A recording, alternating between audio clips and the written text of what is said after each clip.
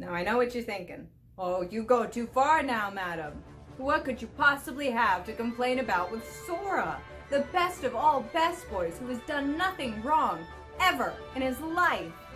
I know this, and I love you. And the answer is nothing. He's perfect.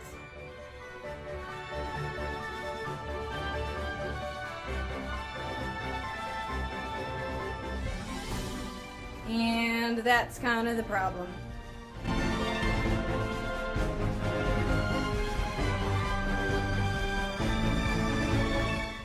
Riddle me this. Can you name me one flaw that Sora has as a character? He just cares too much. That seems like a real Gary Stu answer.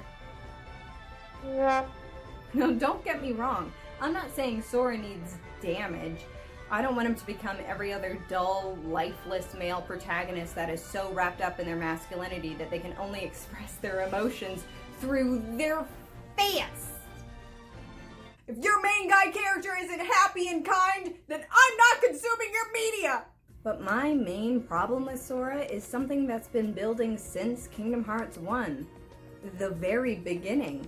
The thing is, he has a major flaw, but it has, up until this point, gone completely unexamined. So much so that he is dangerously close to becoming a character that is simply defined by his male angst. I mean, anywhere close to male angst is dangerously close to it.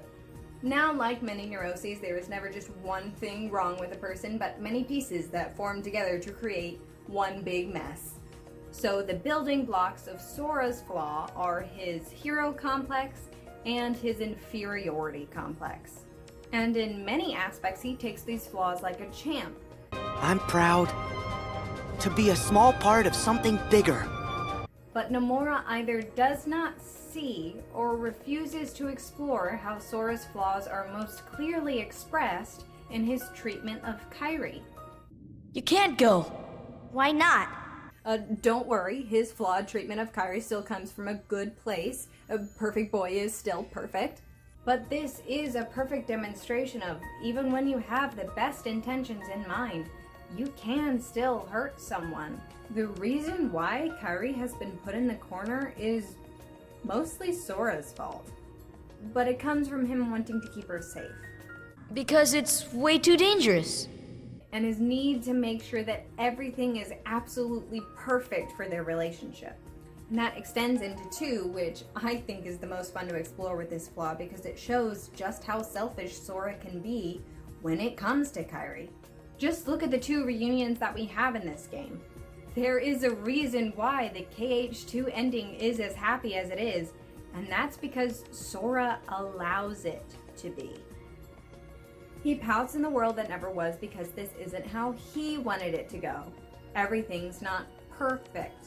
This isn't the islands, he doesn't have Riku, and the worlds are not completely rid of evil, which, when are they ever gonna be, Hernie?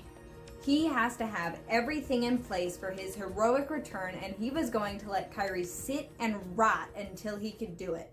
Yeah, Sora, thanks for stopping by the islands for just 1 second, just to let her know you're not dead. Riku too. But he had his own problems. Oh, but that boy's a mess. But she's just ecstatic to see him again. And in her mind, there is no doubt that this scene is just as colorful and vibrant as the ending. And this is something I think a lot of guys fall into. And it's not their fault, again, but they've been sold on the propaganda that a relationship is all about the aesthetics of caring about someone. Buy them flowers, buy them jewelry, go to fancy restaurants. This place in your budget? When, more often than not, your significant other would probably just like spending time with you. Oh, I bet Kairi would like most anything you gave her. It's not the gift, it's what's in your heart. Well, as long as she can be with you, what else does she need? And that is a great lesson to teach Sora. That it is actually worse for him and Kairi when they're separated. That only by staying by each other's side, they are strong enough to keep each other safe. And that Kairi is a capable and equal partner, strong enough of keeping her own in a dangerous setting. That is, until for whatever reason, Nomura chose that Sora's flawed point of view is objective truth. Now, there is no answer of where Kairi's the safest because no matter where she is, she's gonna get kidnapped. And there's nothing for Sora to learn and no chance for him and Kairi to grow or grow closer. Unless... Oh, are you happy, you gremlins? I'm gonna talk about the fucking sleeping realm theory. Now, I don't really care about a lot of this theory, except for the possibility that it would open up for the story that would actually help with all of the weakest points of 3. And that is that this all takes place inside Sora's dream, and therefore adheres to his perception of reality, playing to his hero complex, his inferiority complex, and his basic and rather selfish ideal of his and Kairi's relationship.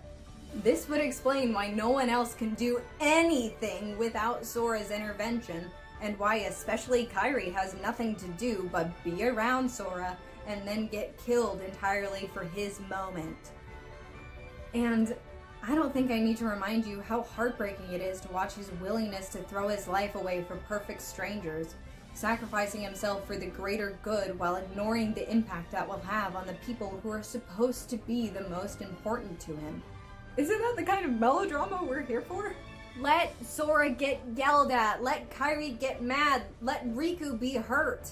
Give me something deeper to sink my teeth into than, I don't know, why the foretellers are back? Like, I don't care about whatever plot device you need, just get them here. I am sick to death of media thinking that explanation and logicking a story is more important than impactful character interactions and well-constructed setup and payoff. That's why a lot of your fans weren't satisfied with your ending.